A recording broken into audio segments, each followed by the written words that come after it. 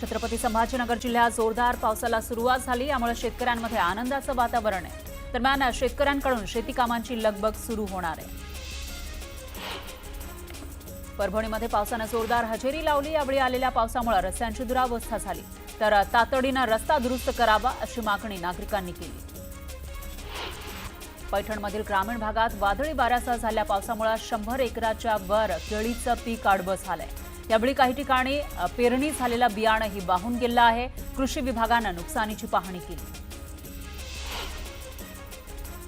सोलापुरात झालेल्या मुसळधार पावसामुळे ओळे कासेगाव या गावाचा संपर्क तुटलेला आहे, तर कासेगावात जाण्यासाठी ग्रामस्थांना ओढ्याच्या पाण्यातूनच त्याच्यावर असलेला जो पूल आहे तोही पाण्याखाली गेलाय आणि या पाण्यातून वाट काढावी लागते। जीवघेणी कसरत करत कंबरभर पाण्यातून प्रवास करावा लागतोय। मात्र याकडे सरकार दुर्लक्ष करत असल्याचा आरोप ग्रामस्थांनी केलाय।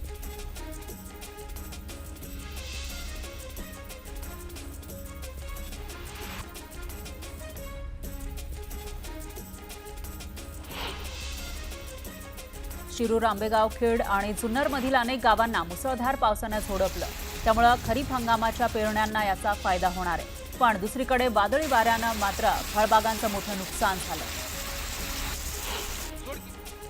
कोल्हापूरच्या ओढ्यातून वाहून गेलेल्या शाळकरी विद्यार्थ्याचा मृतदेह सापडला। ओढा ओलांडत असताना पाण्याचा अंदाज न आल्याने 11 वर्षीय शाळकरी मुलगा वाहून गेला होता। जळगाव जिल्ह्यात वादळी वाऱ्यासह झालेल्या मुसळधार पावसामुळे मोठ्या प्रमाणामध्ये नुकसान झालं आहे। यामध्ये 3 जणांचा मृत्यू झालाय, तर 7 तालुक्यांमध्ये जास्त नुकसान झाल्याची माहिती जिल्हाधिकाऱ्यांनी दिली। अनेकांच्या घरावरील पत्रे उडाले, घरांची पडझड सुद्धा झाली। जळगावात झालेल्या मुसळधार पावसामुळे जिल्हा शासकीय वैद्यकीय महाविद्यालय आणि रुग्णालयातील ओपीडी आणि इमर्जन्सी वॉर्डमध्ये गळती लागलेली आहे। पाण्याच्या धारा लागल्याने वॉर्डमधील कर्मचाऱ्यांसह रुग्णांचीही तारांबळ उडाली। सांगलीच्या मिरज तालुक्यातील ढवळी इथं वीज कोसळून एका शेतकऱ्याचा मृत्यू झाला। आजूबाजूच्या शेतकऱ्यांनी तात्काळ उपचारासाठी रुग्णालयामध्ये नेलं, मात्र वीज डोक्यावर कोसळल्याने त्यांचा उपचाराआधीच मृत्यू झाला। चाळीसगाव तालुक्यातील नुकसानीची आमदार मंगेश चव्हाण यांनी पाहणी केली। यावेळी तात्काळ नुकसान भरपाई मिळवून देण्याची ग्वाही त्यांनी शेतकऱ्यांना दिली। पुण्यात पुढील 4 दिवस हवामान विभागाने पावसाचा येलो अलर्ट दिलाय। आजपासून पुण्यातील अनेक भागामध्ये जोरदार पावसाचा अंदाज आहे। सोलापुरात पावसाचा येलो अलर्ट देण्यात आला आहे। जिल्ह्यामध्ये रात्रभर पाऊस बरसलेला आहे आणि दिवसाही ढगाळ वातावरण आहे, त्यामुळे परिसरात गारवा निर्माण झालाय। वाशिमच्या बेलखेड रिठद परिसरामध्ये मुसळधार पावसामुळे सोलार पंपासह संत्रा बागांचं नुकसान झालंय। वादळी वाऱ्यामुळे काही भागामध्ये विजेचे खांब पडून तारा तुटल्यात आणि वीज पुरवठा खंडित झाला, त्यामुळे शेतकरी चिंतेत सापडलाय। परभणी जिल्ह्यामध्ये शेतकऱ्यांनी पेरणीची सुरुवात केलेली आहे, मात्र तज्ज्ञांकडून पुरेसा पाऊस आल्यावरच पेरण्या कराव्यात असं आवाहन करण्यात आलंय। त्यामुळे शेतकऱ्यांवर दुबार पेरणीचं संकट ओढावण्याची शक्यता आहे।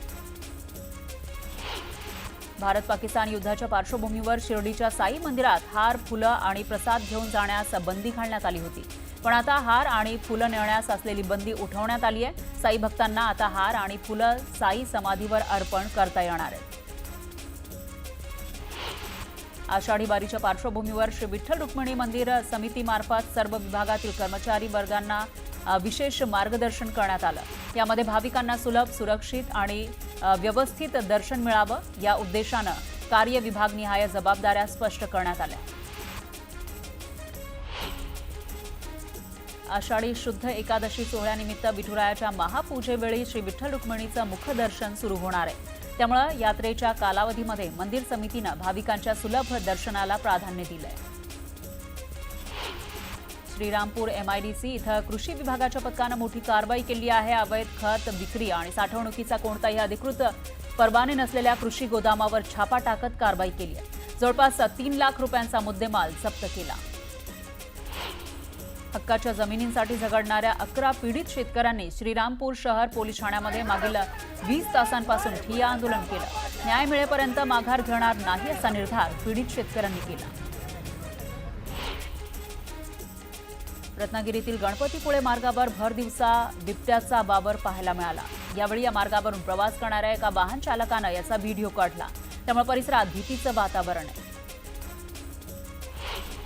नागपूरला 20 ते 22 जून दरम्यान मनकापूर स्टेडियमवर भव्य अंडर-15 कुस्ती चषकाचं आयोजन करण्यात आलंय। या स्पर्धेत देशभरातून 25 राज्यांमधून 25 संघ आपली ताकद आजमावणार आहेत। कोल्हापूरच्या राजाराम बंधाऱ्याचं कचऱ्याचे ढीग या ठिकाणी पाहायला मिळाले आहेत। पाण्यातून वाहून आलेला कचरा बंधाऱ्यामध्ये साचलाय, त्यामुळे प्लास्टिक बॉटलचा खच पडलेला आहे। त्यामुळे पंचगंगा नदीला गटारगंगेचं स्वरूप आलं। जळगावच्या पारोळा इथल्या राम मंदिर संस्थानच्या मंदिराच्या कंपाऊंड वॉलच्या बांधकामासाठी खोदकाम करत असताना खोल खड्ड्यातून एक धातूचा तांब्या आढळलाय। यामध्ये तब्बल 180 तांब्याची आणि 4 चांदीची अशी एकूण 184 प्राचीन नाणी आढळली आहेत। जळगावात झालेल्या वादळी वाऱ्यासह पावसामुळे सिंधी कॉलनीतील वीज मागील 27 तासांपासून खंडित आहे। त्यामुळे संतप्त नागरिकांनी महावितरण कार्यालयावर ठिय्या आंदोलन करत महावितरणच्या अधिकाऱ्यांवर रोष व्यक्त केला।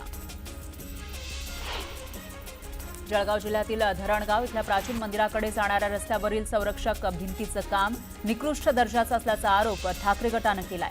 यासाठी त्याच भिंतीवर बसून आंदोलन करत सखोल चौकशीची मागणी शिवसेना युबीटीनं केली। धाराशिव जिल्ह्यातील रेल्वेच्या कामामुळे रस्त्यावर मोठ्या प्रमाणात चिखल झाला होता। याच चिखलामुळे अपघातांच्या प्रमाणातही वाढ झाली। त्यामुळे खासदार ओमराजे निंबाळकर यांनी रात्रीच प्रशासनाला रस्ता धुवायला लावला। रेल्वे प्रशासनाला धारेवर धरत रस्ता पाण्यानं धुवून स्वच्छ करायला लावला। गोंदियामध्ये हरणाच्या पिल्लाला अज्ञात वाहनानं धडक दिली। त्यावेळी जखमी पिल्लाला एका हॉटेल चालकानं जीवनदान दिलं। अहिल्यानगर शहरातील जेडी गेट, कोठला आणि मुकुंदनगर या परिसरामध्ये सुरू असलेल्या अवैध कत्तलखान्यांवर तातडीनं कारवाई करत भुईसपाट करण्यात यावे अशी मागणी बजरंग दलाच्या वतीनं जिल्हाधिकाऱ्यांकडे करण्यात आली। येत्या 17 जूनपासून राज्यभर धर्मांतर विरोधी कायद्याच्या मागणीसाठी मोर्चा काढण्याचा इशारा गोपीचंद पडळकर यांनी दिलाय। सांगलीमध्ये धर्मांतराच्या जाचाला कंटाळून ऋतुजा राजके हिनं आत्महत्या केली होती। त्याच्याच निषेधार्थ मोर्चाचा इशारा देण्यात आलाय। केडगाव इथल्या भाग्योदय मंगल कार्यालय लवकरच नागरिकांसाठी खुलं होणार आहे। आगामी दिवाळी आणि लग्नसराईत नागरिकांना स्वस्त दरात कार्यक्रम घेण्याची सुविधा मिळणार आहे। सर्वसामान्यांसाठी पालिकेकडून ही सुविधा देण्यात आली आहे। प्रश्न होता तो म्हणजे अजित पवारांच्या राष्ट्रवादी सोबतच्या युतीचा आणि त्याच्यावर सुप्रिया सुळेंनी पावसावरचं उत्तर दिलेलं आहे। त्यामुळे सुप्रिया सुळेंच्या मनात नेमकं काय हा सवाल उपस्थित होतोय आणि यावर प्रतिक्रिया देण्यासाठी शिवसेना युबीटीच्या नेत्या सुषमा अंधारे आपल्यासोबत जोडल्या गेल्या आहेत। सुषमा अंधारे ताई, स्थानिक स्वराज्य संस्थांच्या निवडणुका जवळ आहेत, मात्र त्याच्यामध्ये महाविकास आघाडीचे जे पक्ष आहेत ते एकत्र येण्यास तेवढे उत्सुक दिसत नाहीयेत, काही हालचाली दिसत नाहीयेत। नेमकं काय ठरतंय मग याचं? याच्यावर मला वाटते खूप आधी सुद्धा अनेक वेळा बोलून झालेलं आहे। महाविकास आघाडीची युती ही लोकसभा आणि विधानसभेसाठी एकत्रित येणं होतं। बऱ्याचदा लोकल गव्हर्नमेंटच्या इलेक्शन्स मध्ये बदल असू शकतात, कारण लोकल गव्हर्नमेंटची जी समीकरणं असतात ती अजून वेगळी असतात। विधानसभा आणि लोकसभेची समीकरणं ही वेगळी असतात। त्यामुळे याचा अर्थ असा अजिबात नाही की महाविकास आघाडीला कुठेतरी तडा गेलाय किंवा महाविकास आघाडी एकत्र नाहीये।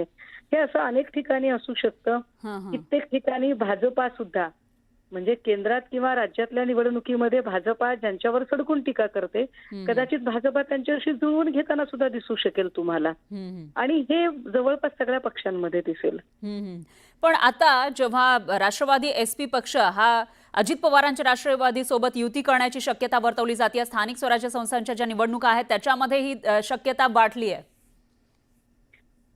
मला असं वाटतं की राष्ट्रवादीने कोणासोबत युती करावी, कोणासोबत करू नये, हा राष्ट्रवादीचा प्रश्न आहे। या संबंधाने त्यांना काय वाटतं ते मांडण्यासाठी त्यांचे स्वतंत्र प्रवक्ते आहेत। त्यावर मी माझं मत मांडणं अजिबात योग्य नाही। पण तुमच्या पक्षाचं याच्यावर काय भूमिका असेल मग? मी माझ्या पक्षाची का बरं, म्हणजे माझ्या पक्षाचं त्यांच्यावर बॉदरेशन असण्याचं काहीच कारण नाहीये। राष्ट्रवादी काँग्रेस शरदचंद्रजी पवार हा एक स्वतंत्र पक्ष आहे। स्वतंत्र पक्ष म्हणून स्वतंत्रपणे निर्णय घेण्याचा त्यांना अधिकार आहे। जिथे कॉमन मिनिमम प्रोग्रामने आम्हाला एकत्रितपणे काम करावं असं वाटेल अशा काही ठिकाणी कदाचित आम्ही एकत्रित निवडणूक लढू शकतो।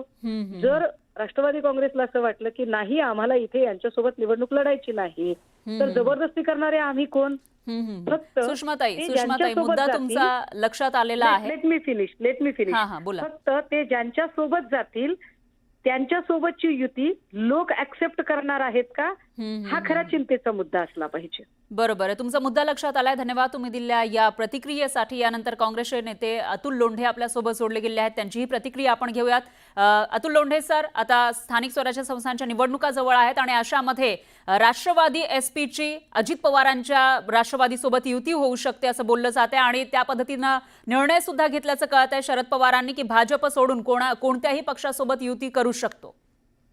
म्हणजे एक गोष्ट तर आता स्पष्टपणे पुढे आलेली आहे की ज्या पद्धतीची एक चर्चा चालू होती मीडियाच्या माध्यमातून म्हणा किंवा इतर लोकांच्या माध्यमातून की शरद पवार साहेब आणि त्यांची राष्ट्रवादी ही भाजप सोबत किंवा एनडीएच्या आघाडीसोबत जाऊ शकते. म्हणजे ह्या स्टेटमेंट नंतर ही चर्चा संपली का याचा सुद्धा पहिले विचार करावा लागणार आहे की ही संपली. म्हणजे ते शिवशाहू फुले आंबेडकरांचा विचार आहे ते घेऊन चालणार.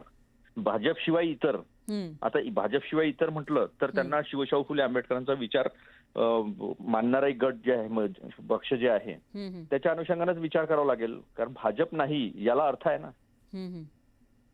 भाजप नाही याला अर्थ असा आहे की जे लोक धर्मनिरपेक्षता, जात पात धर्म ह्याचा विचार न करता सर्व लोकांसाठी काम करणारे, इन्क्लुझिव्ह विचार करणारे अशा पक्षासोबतच ते जातील असं त्यांनी म्हटलंय. तर काय हरकत काय त्याच्यात, हरकत काय त्याच्यात? लोंढे सर, धन्यवाद तुम्ही दिलेल्या या प्रतिक्रियेसाठी. तर हरकत नाही असं काँग्रेसचे मुख्य प्रवक्ते अतुल लोंढे म्हणतात. दरम्यान राष्ट्रवादीचे प्रवक्ते सूरज चव्हाण आपल्यासोबत जोडले गेलेले आहेत, त्यांचीही प्रतिक्रिया आपण घेऊयात. सूरज चव्हाण सर, राष्ट्रवादी एसपी आणि राष्ट्रवादी येणाऱ्या या ज्या स्थानिक स्वराज्य संस्थेच्या निवडणुका आहेत त्याच्यासाठी जवळ येणार का, एकत्र येणार का अशी जोरदार चर्चा आहे. आणि आता तर सुप्रिया सुळे ज्या पद्धतीनं उत्तर द्यायला टाळाटाळ करतायत त्यानुसार सुप्रिया सुळेही कुठेतरी अनुकूल आहेत का असा सवाल उपस्थित होतोय. हॅलो. हा. खरं तर त्यांनी काय निर्णय घ्यावा तो त्यांचा अधिकार आहे. पक्षामध्ये त्यांचे काय कुठल्या विचारधारेवर काम करावं त्यांचा अधिकार आहे. आता आम्ही महायुती म्हणून या ठिकाणी काम करतो. महायुतीमध्ये आमच्या वरिष्ठ पातळीवर तिन्ही पक्षाची चर्चा झालेली आहे. तिन्ही चर्चा झाल्यानंतर याच्यातून आम्ही एकत्रित निवडणुकीला सामोरे जाणार आहोत. आजचं हे वक्तव्य त्यांचं येणं म्हणजे कुठेतरी महाविकास आघाडीमध्ये खदखद आहे. महाविकास आघाडी तुटण्याची शक्यता आहे. अशा पद्धतीचं या विधानावरनं मला शक्यता वाटते. हे एक लक्षात येतं. आणि परंतु पवार साहेबांनी जी किंवा तिथं जी कोणी वक्तव्य केलेलं आहे हे एक स्पष्ट दाखवते की महाविकास आघाडी आता तुटण्याच्या वाटेवरती आहे आणि आमची महायुती भक्कमपणे आहे. आम्ही एकत्रित भविष्यातल्या निवडणुकीला सामोरे जाऊ. मुद्दा लक्षात आलाय. धन्यवाद तुम्ही दिलेल्या या प्रतिक्रियेसाठी. तर याचा अर्थ महाविकास आघाडी तुटण्याच्या मार्गावर असल्याचं सूरज चव्हाण यांनी म्हटलेलं आहे. त्यामुळे आता पुढे नेमकं काय होणार